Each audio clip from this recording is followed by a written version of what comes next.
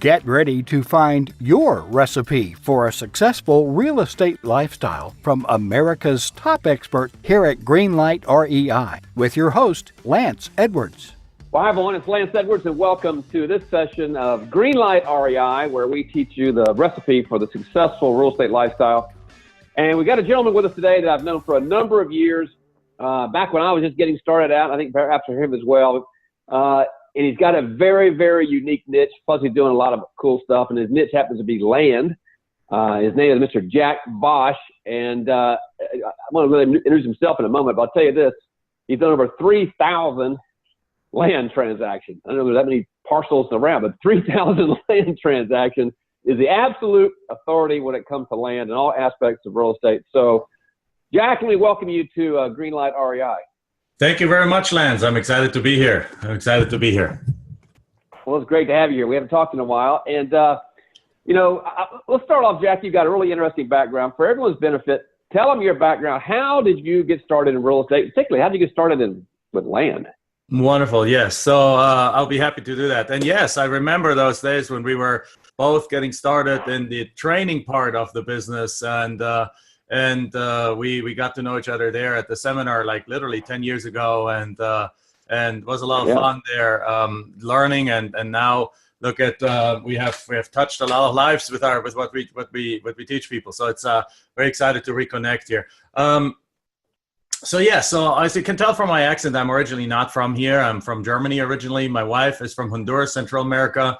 We basically both came here in the late 1990s. She 95, I'm 97. Met here in college and got jobs, and so the full kind of things. And after a few years, realized that we really didn't like our jobs. We didn't really like what we were being separated. I was traveling 100% of the time. She then dropped out of her job and got the master's, and she was in school. I was traveling, and then and so we were sick and tired really of that situation. Plus, there were some situations where this company was going through layoffs, and I was afraid of losing my job. And so we literally kind of did kind of like that classic model of like being not satisfied with where you are, starting to look around.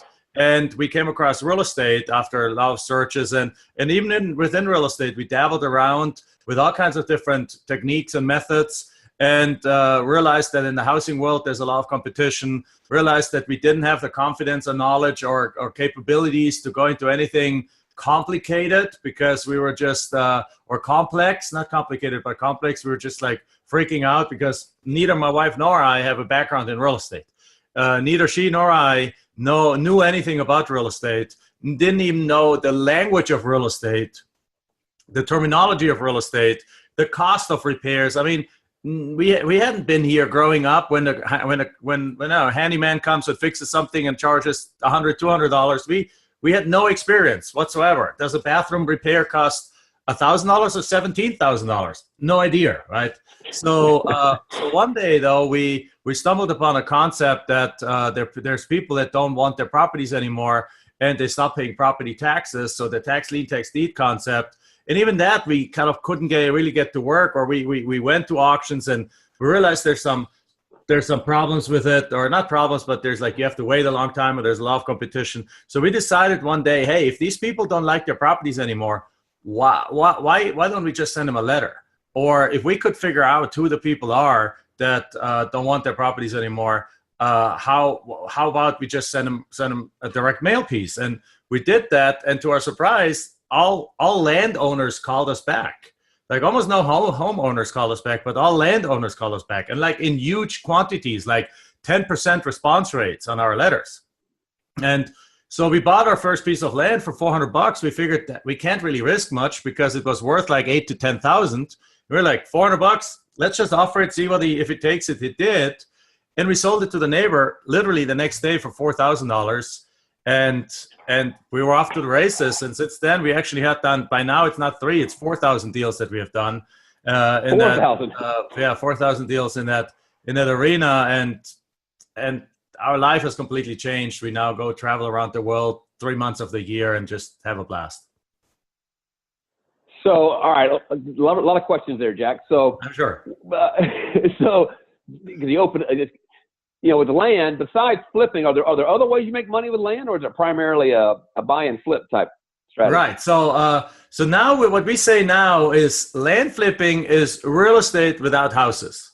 You can do almost everything that you can do with real estate, except some of the stuff that you do in the multifamily space. You can't obviously do that. You can't put tenants into it, but at least not more than one. You can rent it out for like a cell phone tower or for a billboard or things like that. But you can't put 100 tenants into a piece of land, right? But other than that, really, you can do almost everything you can do with houses, you can do with land. So you can wholesale it, buy it cheap, sell it cheap, right? You can retail it, buy it cheap, sell it at high market value. You can, and that's actually a discovery that has made us a lot of money, and our students right now too, is you can sell these properties with seller financing. And that's a key, a beautiful event, a beautiful piece that we can perhaps talk in a moment a little bit more. What else? You can split land. You can double, triple, quadruple your profits by taking, say, a 40-acre parcel on 2 roads and cutting it into a 20 and 4/5s, right? So because real estate, land, if particularly the larger PR parcels, when you split it in half, the value doesn't get cut in half.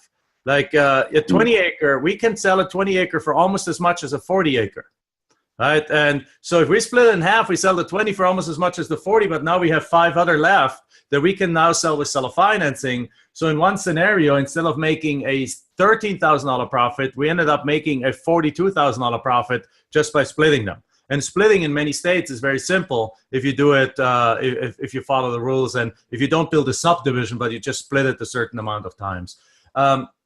What else? I mean, yes, you can put billboards on there. You can do things like that. You can split it and build houses on it, et cetera, et cetera. You can develop it. You can rezone it. I mean, there's lots of different things you can do. Many of which actually you can't do with a house. Because I mean, if a house is in a residential subdivision, you usually can't rezone it.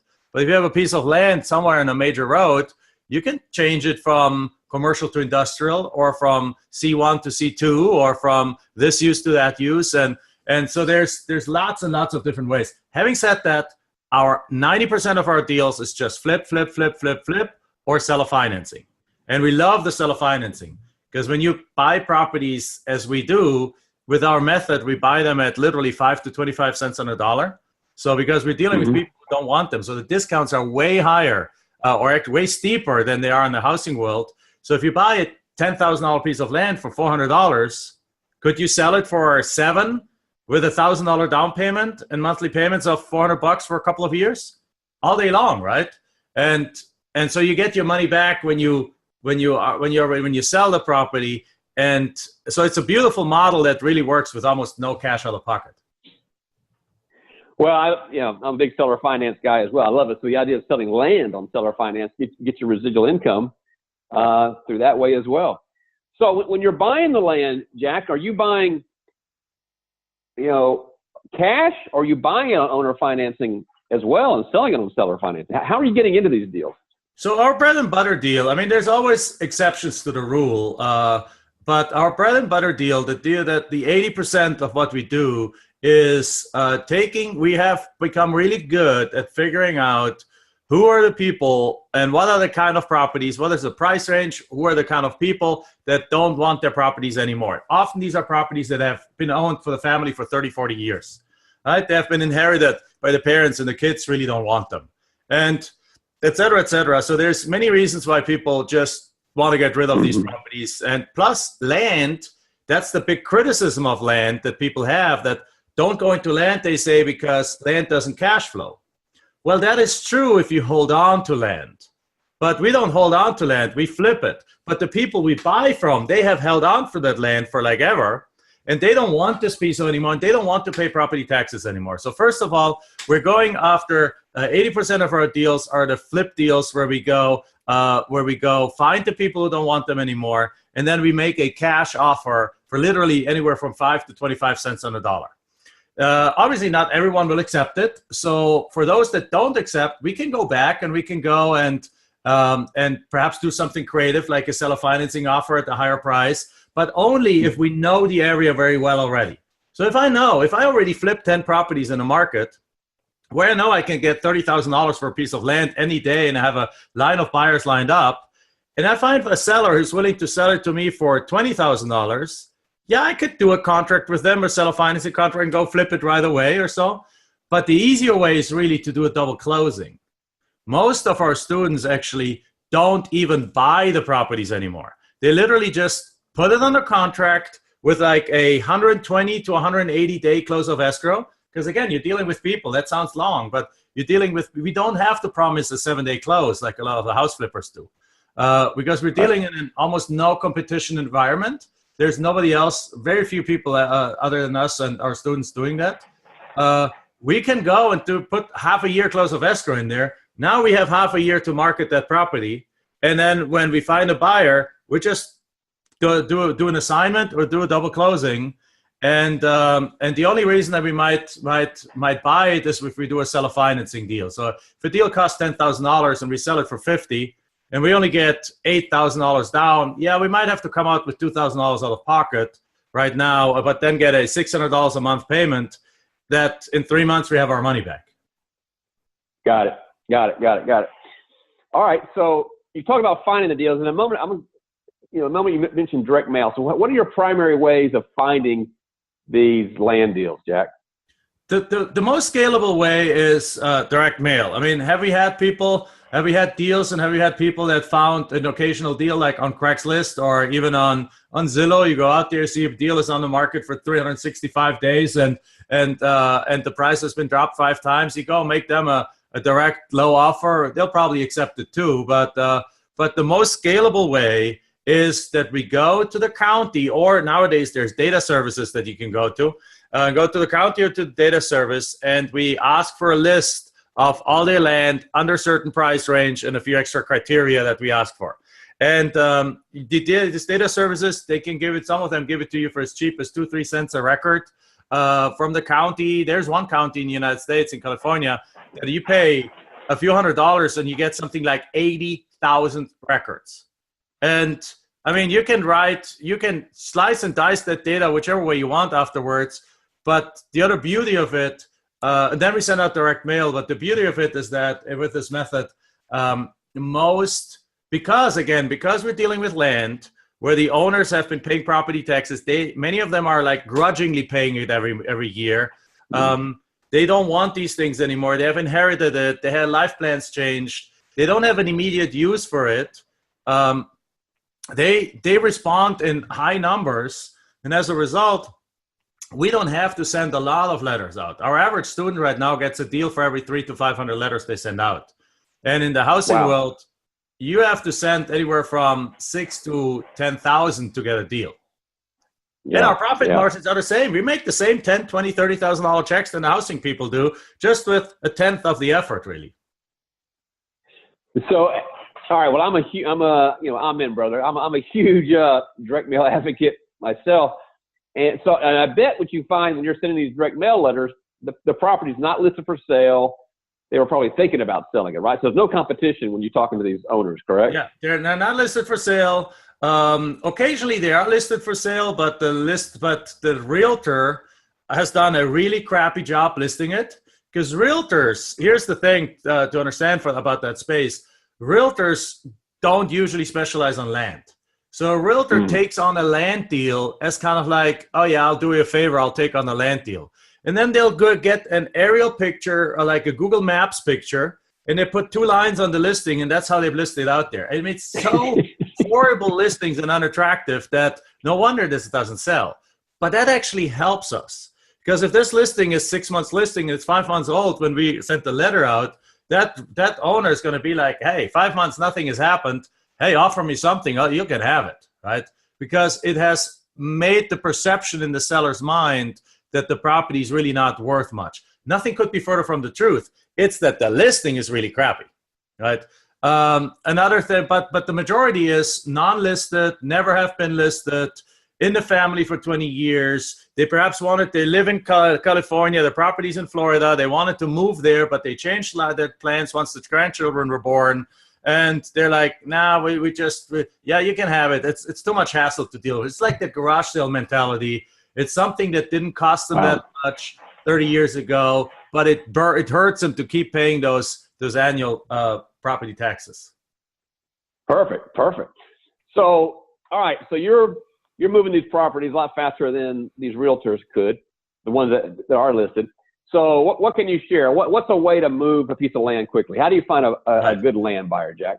So that's the thing. So the reason why we move these properties way faster than our realtors is that the realtors just know two ways: the MLS, and really because they have heard about it, it gets propagated from the MLS on Zillow, right? That's basically it. That's what the realtors do. They do nothing else. They put it on MLS, and from there it gets put on Zillow, and then they sit there and wait, and they focus on their houses.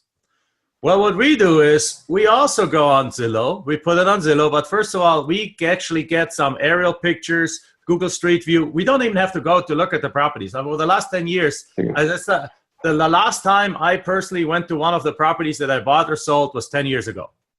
I have literally, we have students of ours that have been doing this for 8 years without ever seeing a single one of their properties, and have flipped hundreds. You don't have to go there, because what are you going to see there that you can't see on an aerial picture? Right? Like, we have Google Earth, we have Google Maps, we have Google Street View. You don't need to be at the property. There's nothing to see. So as a result, we go and but we do get pictures. We do get Google Earth, Google Street View, and so pictures of the area, pictures of the local Walmart, pictures thing, and we create a story. So in my course that I have, I explain people exactly how they create that story, and it's very simple. But then we also use other methods. There's Craigslist is one of the biggest selling places. The realtors usually don't put stuff on Craigslist, or very few. A few do, but they don't put the land on there. They put their houses where they get paid more. They put those on there. So we put our piece of land on Craigslist. We make it easy for people to contact us. And again, it's the key now. There's websites like Land Watch, Lands of America, landflip.com. You pay a little subscription fee there, but you can post properties there, and then you get leads from there. So we put it basically in multiple places, even on Facebook, right? Right now we're selling more and more properties on Facebook. Like literally, Facebook. and just one of our students just literally told us on Monday that he had a batch of 12 properties that he just bought and or put on a contract. He sold them all in a matter of like 10, 12 days on Facebook. Right? So because people hang out on Facebook, an hour and a half a day they hang out on Facebook, and they join groups so it's really simple. It's common sense stuff that you just go where people are, and you put your properties, there people are that are interested in that, you put your properties in front of it, and then the secret sauce is mainly creating that story, but we give people a lot of details about that. All right, beautiful. Now, so what you described then, you could be doing land deals all across the country because it's all sight unseen, correct? Yeah, I mean, I'm from Germany, and for whatever reason, right, I haven't done any marketing or anything like that. We have more and more students that have heard about me from Germany now, and they're starting to come on board from Germany and they got our course.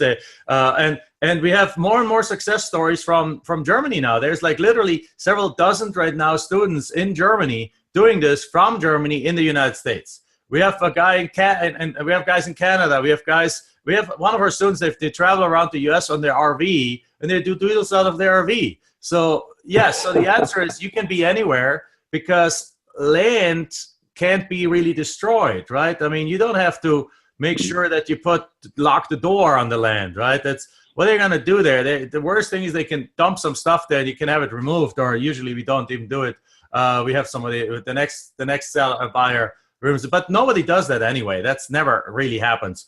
And over 4,000 deal, that's not an issue we have really ever come across. So it's plus the way we focus on them is in the outskirts of town, and where the city ends and just outside of there, there's no environmental issues on these properties. There's nobody does anything to them, so you don't have to like keep an eye on them. They just sit there with trees on them, and they grow, and you flip it to somebody else that wants a piece of land on the outskirts of town where they can put their RV, where they can build their dream home, where they can go camping, where they can whatever it is they want to do on there. Or if it's in the path of growth, we have financial buyers, financial investors that buy these properties because if the city approaches it, boom, they explode in value, these properties. All right, so Jack, so you made the case for land. Great case, made the case. So let's roll the clock back 10 years ago. You and I are getting started in our training businesses. In that time frame, you've done thousands of deals. You've trained countless number of successful students to do this. During that time in business, what would you share with everyone listening right now? What's the biggest lesson you've learned in business that you would share? The single biggest lesson you've learned? The single biggest lessons I've learned, I would think, is a concept that was taught to me by a guy by the name of Keith Cunningham. It's called get in line and stay in line. Basically, what happens to a lot of people, and there's nothing wrong with it at the beginning, is that they jump from method to method to method, from idea to idea to idea, the shiny penny syndrome, right? So they jump around, and there's nothing wrong with that at the beginning while you're in exploratory mode to figure out what fits your personality, your level of knowledge, your level of experience, your level of capability, and your level of confidence, right? So when at the beginning for us, I got to be honest. Right now, we made a bunch of money there, and we continue to make a bunch of money in these land deals. We now buy apartment complexes. We have two bought. We have a third one that we have on a contract right now. So I'm going to close soon. And these are like 190 to 150 unit apartment complexes. So bigger, mid-size kind of deals. If I back then, when I got started, would have come across even a house flip. I came across a house flip that we got a triplex on a contract for $45,000. And nobody wanted to buy it, so we were tempted to go buy it and rehab it. And luckily we didn't. Luckily we turned around and we ran away from that. Not because it wasn't the right thing, but because at that moment we didn't have the right capability and confidence to do it. Now we do apartment complexes, so everyone in the audience is at a different level. So if you want to get into apartment complexes, what you do, I think you're a great teacher for that, because my understanding is you don't teach them to buy 500 unit apartment complexes right from the get-go, right? Start small. Exactly. Start small. Give comfort with. Exactly. Right. That's exactly the same concept. So I wish I would have come across you back then, because then perhaps we would have. No, I don't. I mean, we've done really well. So bottom line, yeah. So everything is good.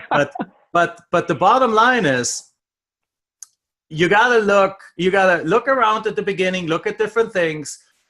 But then once you find what fits your personality, what fits your comfort level, what fits your confidence and your capability, then bite and don't let go. Go stay in line and figure it out, right? Don't look, put the blinders on. And if there's one thing we've done successful, then it's that. Once we got in those first few land deals, and as I said, it was a coincidence. We didn't go after land, but all land people called us. And after like 10 or 15 deals, we're like, why even look at houses? We left the houses out, put the blinders on, and just moved forward. And in a matter of, 15 years or so, we've done 4,000 deals without looking back. After we have done that thing, then, after we have mastered that method, after that, and after we started teaching it, at some point of time, we looked up and we said, like, okay, we've mastered this. We've mastered the teaching. Our students having droves of success. Now it's time for us to learn something new. What are we going to pick? So we looked around. We picked multifamily as a personal growth tool, as a personal investment tool for us.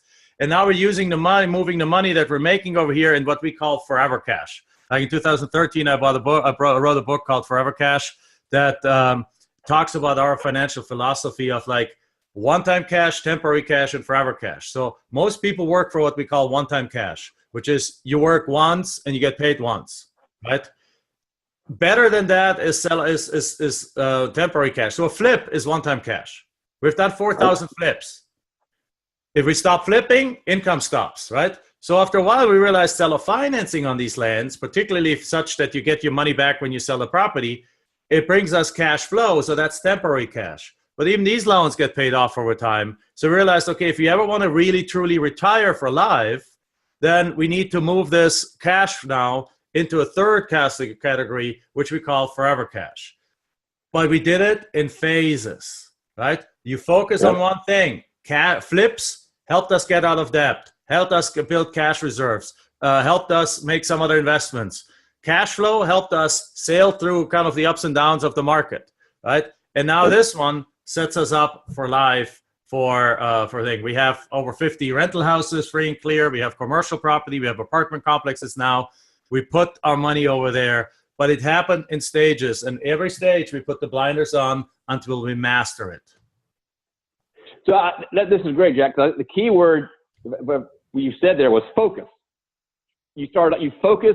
And first it was land. Pick your niche, get very good at it, know it, and stay there. And quit switching lanes. Quit dropping back all the time. Get focused on that.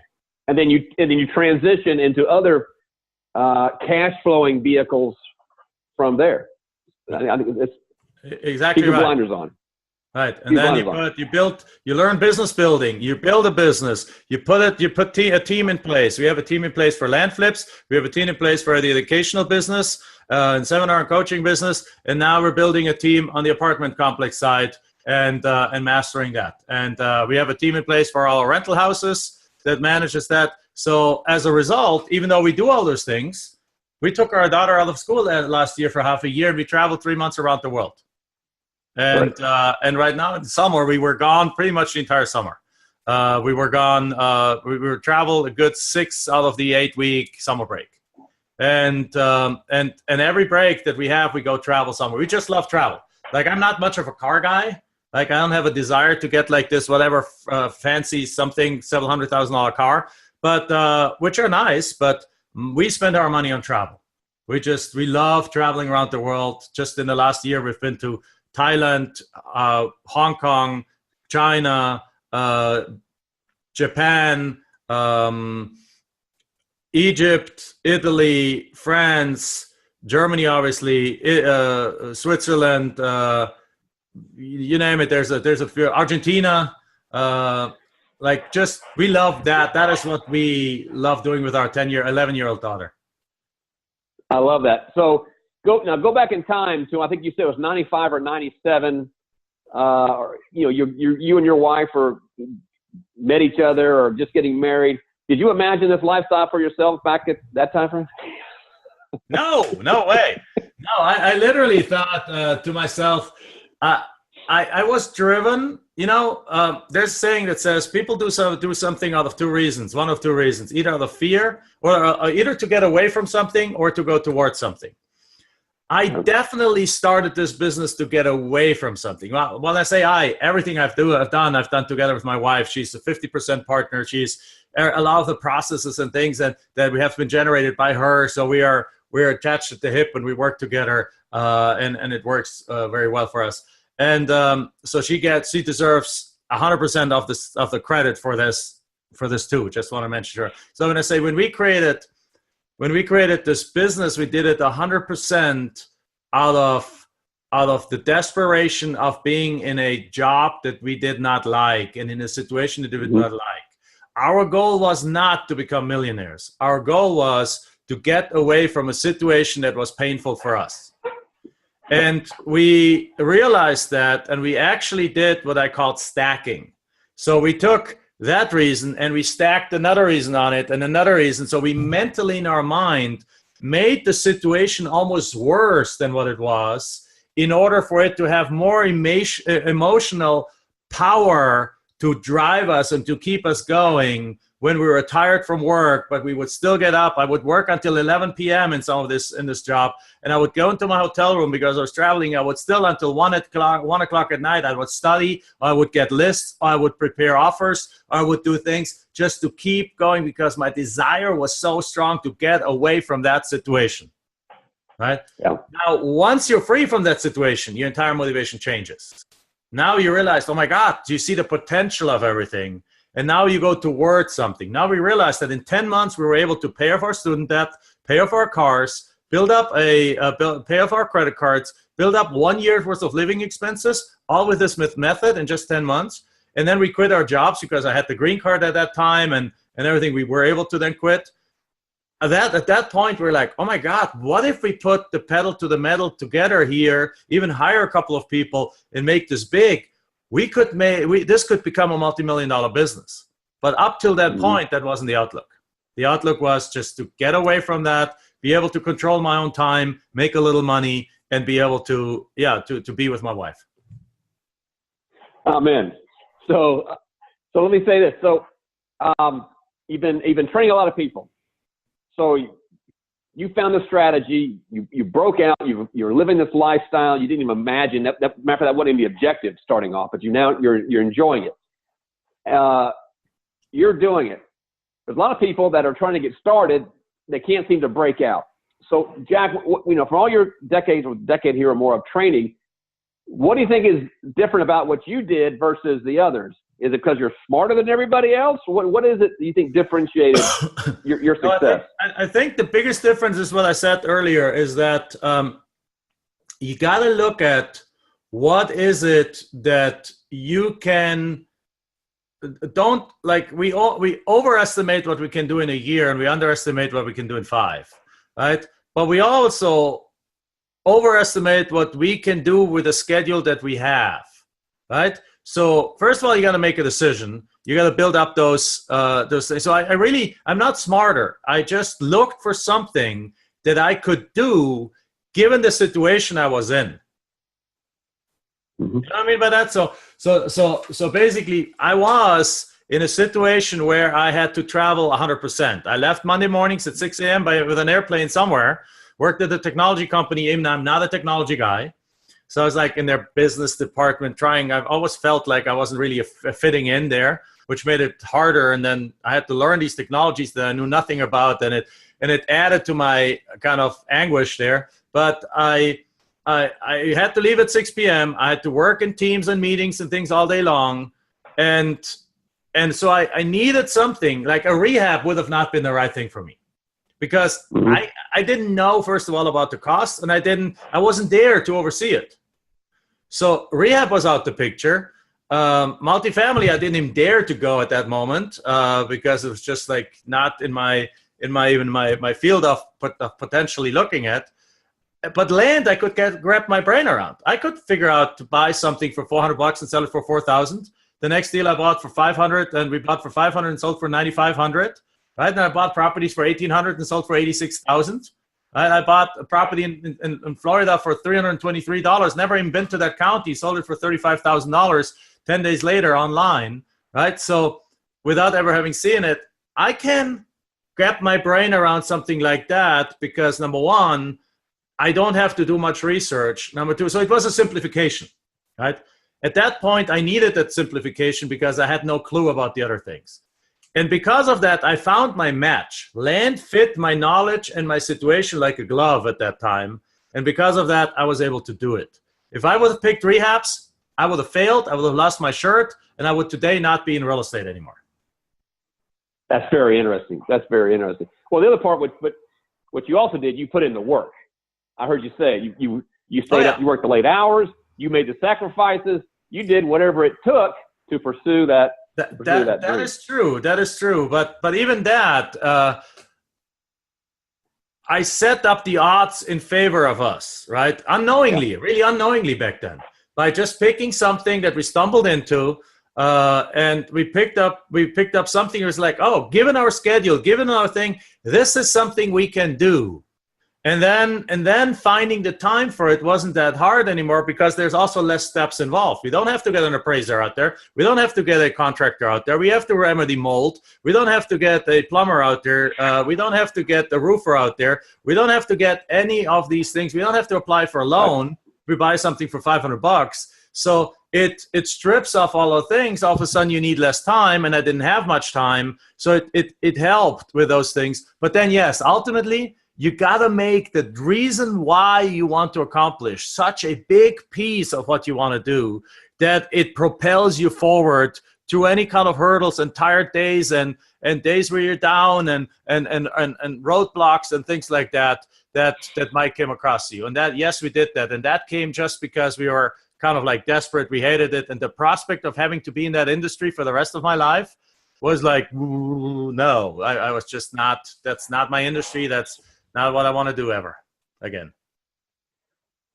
Jack, you're an inspiring story, man. This is really super what you've done. And now you've got some resources here you're talking about. First of all, I want you to share with everyone, you've got your book, Forever Cash. Let them know how they can get that. And also, you've got a Facebook group. I want you to, if you mind sharing. Yes. We'll put it on the show notes as well, so people can avail yourself of your resources. So the book, the book is out of print. You can still get it on Amazon, but there's one place. We do still have a website where we have a few in stock that we are selling. You can go to forevercashbook.net, forevercashbook.net, and get it for a few bucks. I think it's a great book. A lot of people love it. Got some good reviews on it, and it became an Amazon #1 bestseller too. And the Facebook group we have put the Facebook group together for our students and for really those that want to learn more about what we do here. It's a free Facebook group. There's nothing for sale.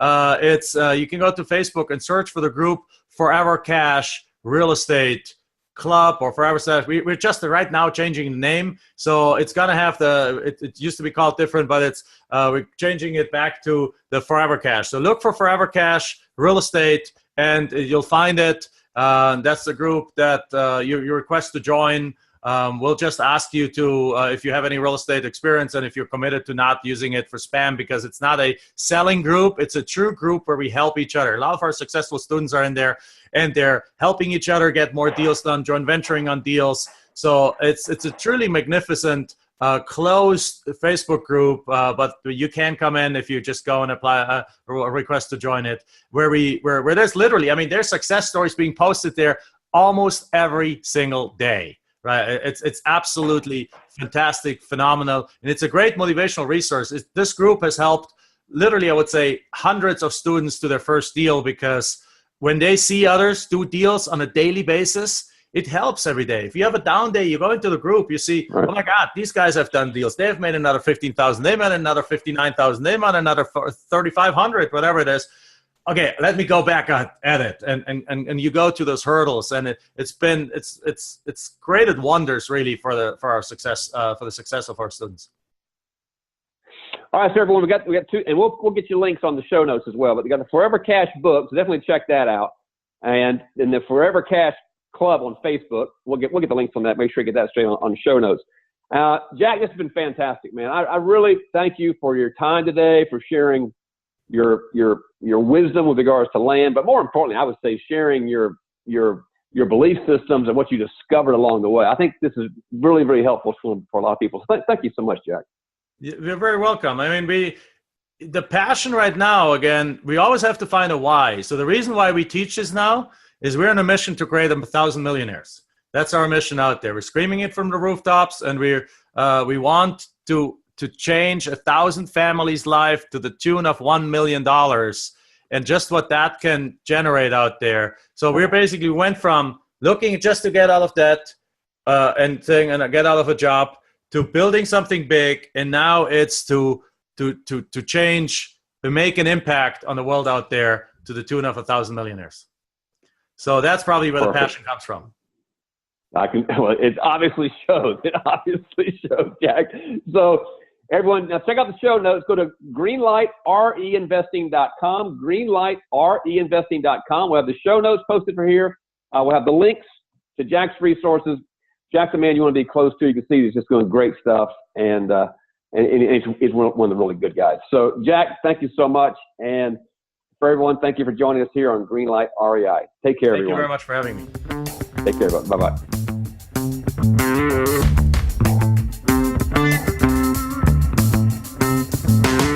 You've been listening to The Expert with Lance Edwards. Let us now blatantly and shamelessly bribe you toward creating your own real estate lifestyle by offering you a whole bunch of free stuff. Go to greenlightreinvesting.com and get you some free stuff and this session's show notes.